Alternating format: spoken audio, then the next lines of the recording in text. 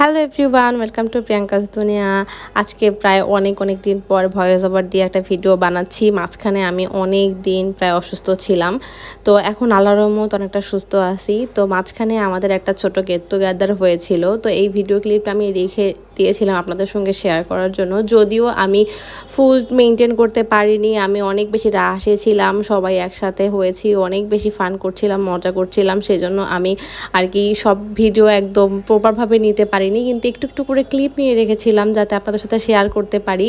তো যাই হোক, ওইটা দিয়ে শেয়ার করছি। আমি যে রেস্টুরেন্টে বা আমরা যে রেস্টুরেন্টে গেট টুগেদারটা করেছিলাম, সেটাতে আমি রেস্টুরেন্টের নামটা অবশ্যই বলতে চাচ্ছি, কারণ তাদের খাবারের মান আগে অনেক ভালো ছিল, এখন একদমই নষ্ট হয়ে গিয়েছে। আমরা বাফেট স্টোরিজে হচ্ছে ধানমন্ডি শাখাটাতে আমরা আর কি গেট টুগেদারটা করেছিলাম। এর আগেও আমি 2বার ওদের ওখানে খেয়েছি, তাদের খাবারের মান অনেক ভালো ছিল, কিন্তু এখন হচ্ছে একদমই বাজে হয়ে গিয়েছে, একদমই বাজে হয়ে গিয়েছে।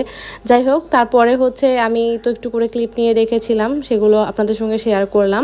তারপরে আমরা তো কেক কাট করলাম, কেক কাট করার পরে তারপরে সবাই অনেক বেশি ফান করছিলাম। আমি মানে এত আমরা বিজি ছিলাম আর এত রাশে ছিলাম যে আমি কন্টিনিউ যে ভিডিওটা চালিয়ে যাব সেটাতেও পারছিলাম না, আবার মনটাও চাচ্ছিল আপনাদের সঙ্গে সব কিছু শেয়ার করি।